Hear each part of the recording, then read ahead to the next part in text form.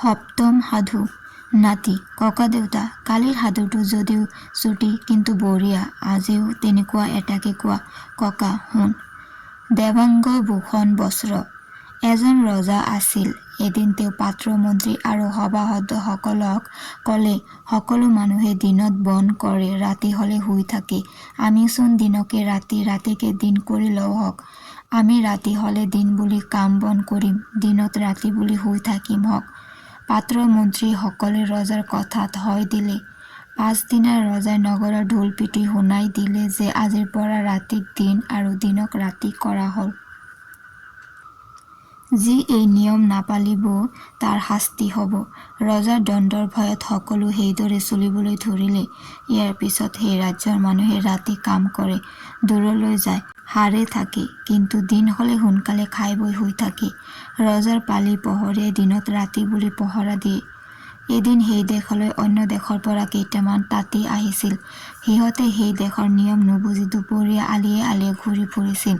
আৰু পিয়াহ লগাত ৰজাৰ পুখুৰীত পানী খাবলৈ গৈছিল পুখুৰী ৰখীয়াহঁতে সিহঁতক দুপৰ ৰাতি কিয় আহিছ বুলি বন্দী কৰি থৈ দিলে সিহঁতে ক'লে কিয় আমি দিনতহে আহিছোঁ ৰাতি কেতিয়া আহিলো তেতিয়া ৰখীয়াহঁতে ক'লে তহঁত এই দেশৰ মানুহ নহ'ব সেইকাৰণে নেজানো হওক আমাৰ ৰজাই দিনক ৰাতি ৰাতিক দিন পাতিছে তাঁতীকেইটাই ক'লে ককাইহঁত আমি সেইবোৰ নেজানো আমাক এইবাৰলৈ এৰি দিয়া হওক সিহঁতে ক'লে নহয় আমি তহঁতক এৰি দিব নোৱাৰোঁ হওক কাইলৈ ৰজাই সুধি পুছি যি কৰে কৰিব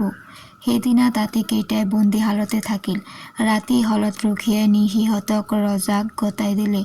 ৰজাই সিহঁতক প্ৰাণদণ্ড দিবলৈ হুকুম দিলে সিহঁতে হাৰিবলৈ এটা উপায় চিন্তি দুখ মনেৰে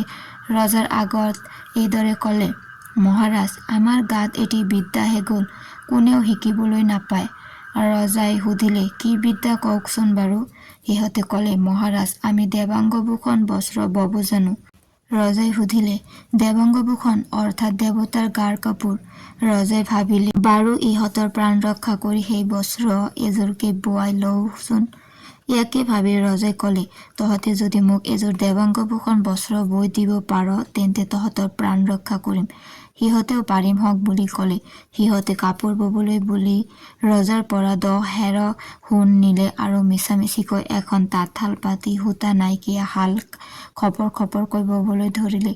ভাৰ্তিফালৰ কেইজনমান তাঁতীয়ে ৰজালৈ এযোৰ দেৱাংগভূষণ বস্ত্ৰ বৈছে এই খবৰ নগৰৰ সকলো মানুহৰ মাজত জনাজাত হ'ল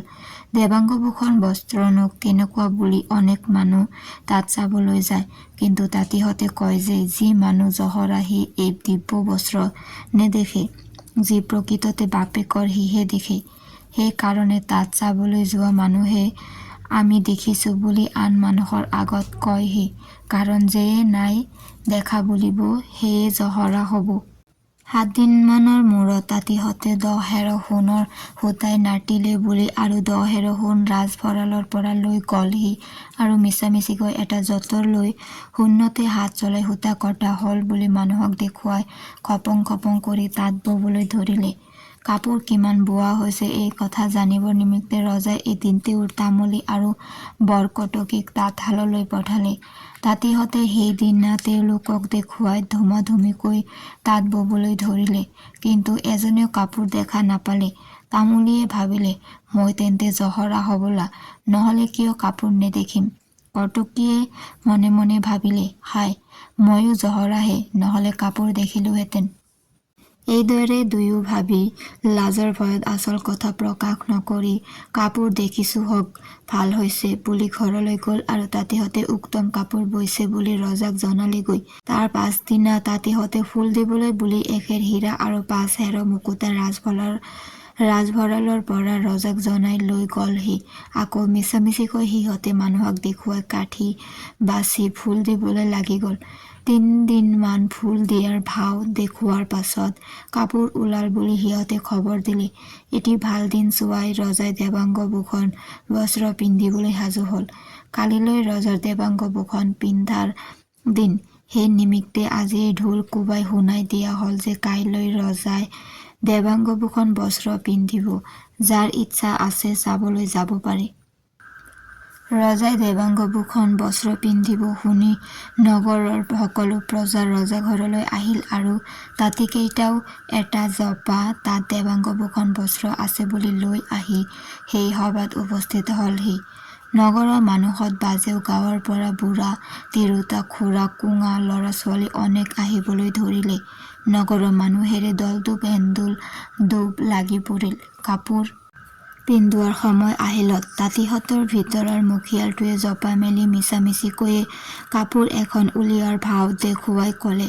আমি আজি এই দেৱাংগভূষণ বস্ত্ৰ মহাৰাজক পিন্ধাম।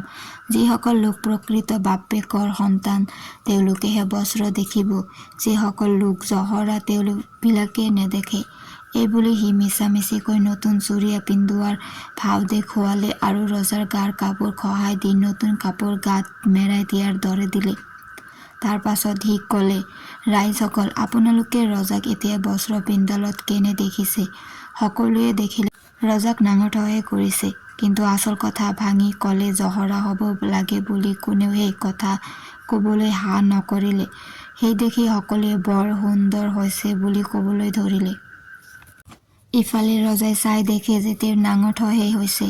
এওঁৰ গাত একো কাপোৰ নাই। কিন্তু কথা ভাঙি ক'লে ৰজা নিজে জহৰা হ'ব লাগিব বুলি ৰজাই একো নোকোৱাকৈ মনে মনে থাকিল। এনেতে এটা হাঁহিয়াল মানুহে আগবাঢ়ি ক'লে, মহাৰাজ কাটক বা মাৰক,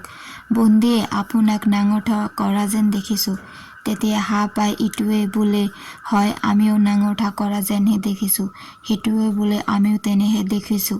এইদৰে লাহে লাহে সকলো দৰ্শকে ৰজাক নাঙঠ কৰিছে বুলি ক'বলৈ ধৰিলে। ৰজাই বৰ লাজ পালে আৰু তেতিয়াই সেই তাঁতীকেইটাক কাটিবলৈ কোতোৱালক আদেশ দিলে। তাঁতীকেইটাই প্ৰাণদণ্ডৰ হুকুম শুনি ৰজাৰ আগত আঁঠুক লৈ ক'লে, মহাৰাজ আমাকতো কাটিবলৈ হুকুম দিলে, কাটক, কিন্তু তাৰ আগেয়ে আমি এটা কথা